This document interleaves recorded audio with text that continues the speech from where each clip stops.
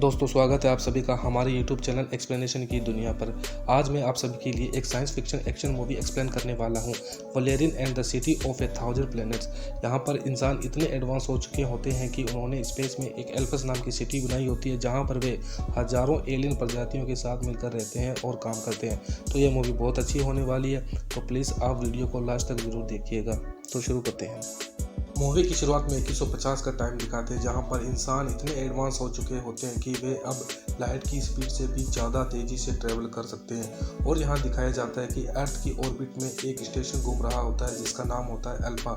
इसे दुनिया भर की सरकारों ने मिलकर बनाया था, जहां पर 1000 से भी ज़्यादा एलियन प्रजातियां साथ मिलकर रहते हैं। वे इंसानों के साथ अपना ज्ञान और अपनी टेक्नोलॉजी को बांटते हैं।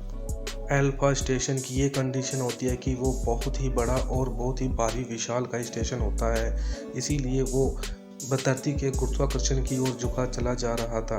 और साइंटिस्ट ये फैसला करते हैं कि इसे स्पेस में छोड़ दिया जाए, जहाँ वो किसी और एडवांस सिविलाइजेशन को मिले और वहाँ पर इंसानों के वजूद को जिंदा रख सके।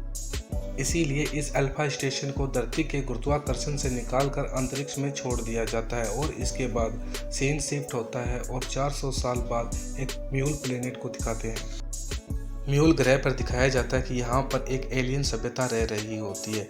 इस सभ्यता के लोगों को पल्स कहा जाता है। यहाँ दिखाया जाता है कि ये पल्स लोग सबसे ज़्यादा मोतियों की खेती करते हैं, जो कि बहुत ही पावरफुल होते हैं।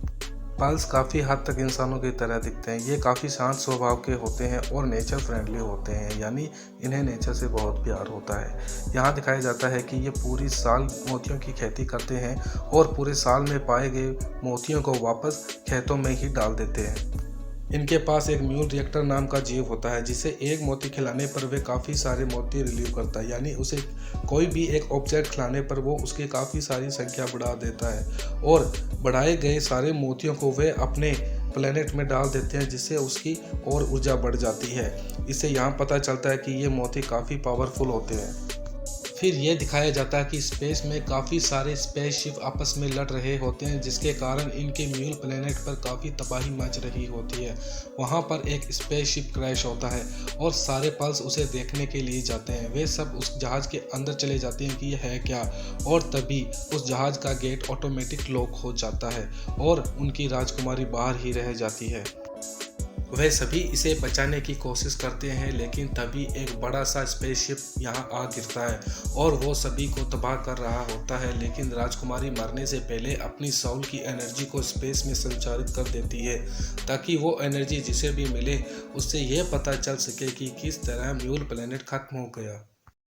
और उसके बाद हम वलेरियन और उसकी गर्लफ्रेंड लॉरलीन को देखते हैं, जो कि अल्फा के स्पेशल एजेंट होते हैं और एक शिप पर होते हैं। यहाँ वर्लिन सो रहा होता है, उसे म्यूल ग्रह के बारे में सपना आता है और वो उठ जाता है। वो जाकर एक डिवाइस की मदद से अपने सपने को स्कैन करता है। तब उसे ये रियलाइज़ होता है कि ये कोई सपना नहीं, एक मैसेज है जो किसी ने स्पेस में छोड़ा है। लेकिन वलेरियन इस पर ज़्यादा ध्यान नहीं देता और तभी इनके पास डिफेंस के मिनिस्टर का कॉल आता है और वो इन्हें एक मिशन पर जाने के लिए कहता है, जिसमें एक म्यूल रिएक्टर नाम की जीव को इन्हें वापस लाना होता है, जिसे एक आइवोन नाम के एलियन चोर ने चुराया होता है। ये म्यूल रिएक्टर पूरे ब्रह्मांड में इकलौता होता है और फिर ये दोनों निकल पड़ते हैं अपने मिशन की ओर। जब ये वहाँ पर पहुँचते हैं तो ये देखते हैं कि बिल्कुल खाली जगह है, सिर्फ धूल और मिट्टी होती है, क्योंकि इस ग्रह के सभी शहर और मार्केट एक अलग ही डायमेंशन में होती है, जिसे देखने के लिए इन एजेंट्स को एक स्पेशल ग्लासेस का हेलमेट पहनना होता है। और इसके बाद दिखाया जाता है कि उनका एक एजेंट पहले से ही वहाँ होता है। वो वलेरियन को एक बॉक्स देता है, जो एक्चुअल में एक डिवाइस होती है, जिसकी मदद से वो उस डायमेंशन में जा सके और वहाँ से किसी भी ऑब्जेक्ट को वापस ला सके। और देखते हैं कि इस डिवाइस की मदद से वलेरियन उस डायमेंशन में चला जाता है।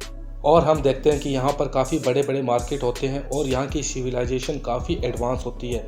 वलेरियन वहाँ पहुँचता है जहाँ पर म्यूल रिएक्टर नाम के जीव की डील हो रही होती है और ये डील म्यूल के ग्रह के लोगों के बीच हो रही होती है। जब वलेरियन इनको देखता है तो चौंक जाता है, क्योंकि उसने पहले भी इन्हें अपने सपने में देखा था। इस डील में पल्स आइवोन को म्यूल रिएक्टर के बदले लास्ट बचा हुआ मोती देते हैं और तभी वलेरियन पीछे से आइवोन पर गन पॉइंट कर देते हैं और म्यूल रिएक्टर को अपने डिवाइस में रखने को कहता है और आइवोन डर के मारे वैसा ही करता है और म्यूल रिएक्टर को उसके डिवाइस में रख देता है। लेकिन तभी वलेरियन लास्ट बचे मोती को भी ले लेता है और वहां से निकल जाता है। लेकिन तभी वलेरियन का वो डिवाइस ख़राब हो जाता है और आइवोन के लोग उसे चारों तरफ से घेर लेते हैं। लेकिन तभी लॉरलिन वहां आती है और वलेरियन की मदद करती है, जिससे वो उस डायमेंशन से बाहर निकल आते हैं। और इसके बाद ये दोनों म्यूल रिएक्टर को लेकर अपनी स्पेसशिप की मदद से अल्फा स्टेशन की ओर निकल जाते हैं। और यहाँ हम देखते हैं कि अल्फा स्टेशन अब पहले से ज़्यादा बड़ा हो गया है और पहले से ज़्यादा एडवांस हो जाता है और यहाँ पर हजारों प्रकार के एलियन प्रजातियाँ साथ में मिलकर रह रहे होते हैं और साथ मिलकर अपना ज्ञान बढ़ा रहे होते हैं। और यहाँ पर हर प्रकार के जीव जंतु और पेड़ पौधे भी होते हैं। और यहाँ वलेरियन और लॉरलिन अल्फा स्टेशन पहुँच जाते हैं। वलेरियन जाकर कंप्यूटर पर म्यूल ग्रह के बारे में चेक करता है, लेकिन वो इस ग्रह की फाइल को एक्सेस नहीं कर पाता क्योंकि यहाँ सिर्फ कमांडर ही फाइल्स को ओपन कर सकता है। तब वे कमांडर के पास जाते हैं और कमांडर उनसे म्यूल रिएक्टर मांगता है। तब वे इसे देने से मना कर देते हैं। वो कहते हैं कि ये सिर्फ इकलौता ही बचा है और ये हमारे पास सेफ है और कमांडर मान जाता है। और यहाँ दिखाया जाता है कि यहाँ पर एक स्पेशल रूम होता है जहाँ पर एक पल्स एलियन को रखा गया होता है। वो इस पर अलग अलग प्रकार के एक्सपेरिमेंट कर रहा होता है और अल्फा स्टेशन पर किसी को भी इस रूम के बारे में नहीं मालूम होता है। और इसके बाद यहाँ पर कमांडर इन दोनों एजेंट्स को बताता है कि यहाँ अल्फा में एक वायरस फैल गया है जो कि बढ़ता ही जा रहा है। इसे हमने रेड जोन का नाम दिया है और इस रेड जोन से हमारे सारे संपर्क टूट गए हैं। यहाँ तक कि हमने काफ़ी सारे सोल्जर्स वहाँ पर भेजे, लेकिन कोई भी अब तक जिंदा वापस नहीं आया। और कमांडर बताता है कि अगर इसे जल्दी से नष्ट नहीं किया गया तो ये पूरे अल्फा स्टेशन को नष्ट कर देगा।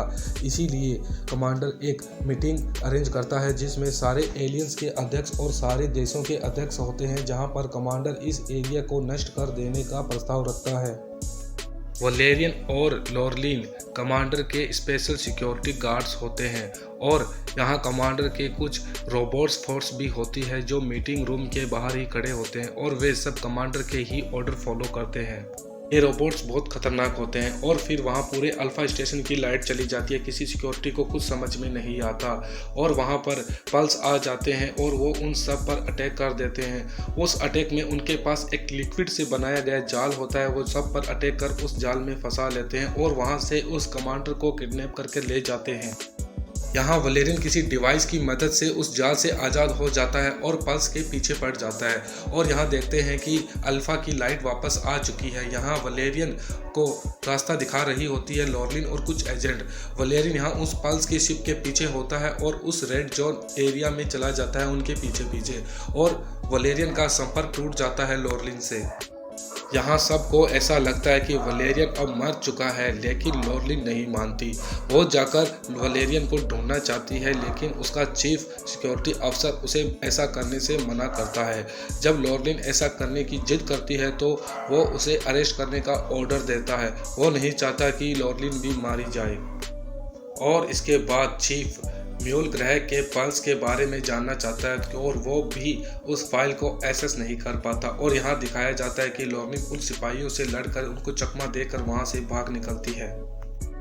और इसके बाद लॉरलिन उन 3 जीवों के पास जाती है जो बहुत बुद्धिमान होते हैं, जिन्हें अल्फा स्टेशन के हर एक कोने का एड्रेस मालूम होता है और वो उनसे मदद मांगती है। तब वे जीव उसकी मदद करने के लिए मान जाते हैं और वो उसे एक जेलीफिश के पास लेकर जाते हैं और उसकी मदद से वे लॉरलिन को वलेरियन के दिमाग से कनेक्ट कर देते हैं सिर्फ 1 मिनट के लिए। इतने में वो देख लेती है कि वो कहाँ पर है और वो उसे एक साइन बोर्ड भी वहाँ दिखाई देता है।